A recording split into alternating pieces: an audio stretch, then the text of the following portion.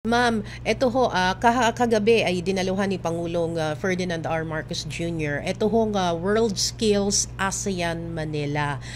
Ito po ba ay first time na nag-host ang Pilipinas dito? And ano ho ba itong World Skills ASEAN na ito?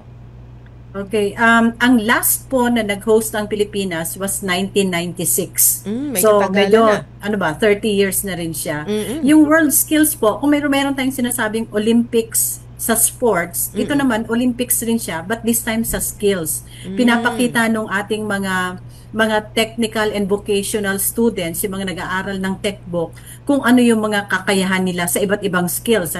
Meron dyan tungkol sa manufacturing and engineering, Aha. merong ICT, meron Opo. ring tourism, Mhm. meron tayong construction and logistics, may social and personal care, at marami pang iba. So, hindi lang traditional skills or traditional trades ang pinapakita dito sa skills na ito, kundi pati na rin yung emerging, Kaya, yung sa ICT, for example, meron tayong tinatawag na mga cobot, merong Aha. mga game design, mga development na ganon. And ito po, kaya siya tinawag na World Skills ASEAN dahil iba't iba pong mga ASEAN countries, yung 10 countries kagabi nagparada, nakita pa ni Presidente. Aha. Dahil nandito sila ngayon, umaabot sa more than 230 delegates or participants or competitors na nagmumula sa iba't ibang bansa, yung ASEAN countries, yung 10. Pati na rin may mga observers tayo galing ng Korea, galing ng Japan at galing ng China. And in total po, kasi kasama dyan yung mga coaches,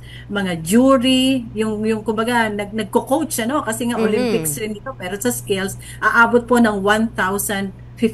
Nandito po silang lahat ngayon sa Pilipinas. I see, ang galing. So, ito pong kumbaga parang pangyayaring ito ay ano naman ho yung ika ngay nakikita ho ng TESDA, no? Na kahalagahan po nito lalong-lalo na ho sa panig ng TESDA at maging ng ating mga skilled workers. Mm. Una po, ito maganda talaga siyang showcase, kasi dito na ipapakita ng mga kabataan kung ano yung kakayahan nila. Siyempre global, kasi ang standard naman sa competition hindi lang pang Pilipinas kundi talagang global standard.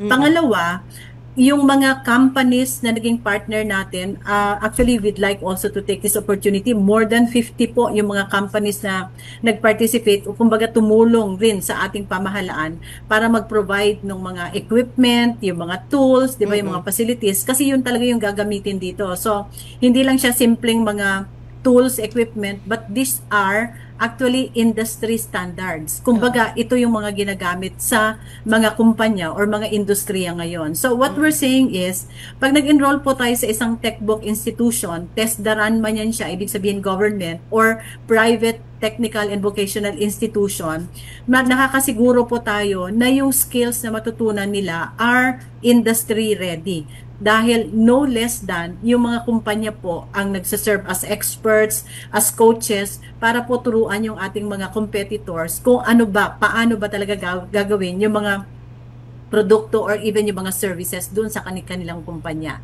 So Mm. global, yun yung nakakatuwa kasi bata pa itong mga nag-aaral dito, Mm. nag-competitors natin, and yet we're seeing that they're aligned with the industry requirements, and also, syempre global. Very Aha. global po yung standard na sinusunod, and suffice it to say na parang very competitive po talaga yung ating mga kabataan ngayon.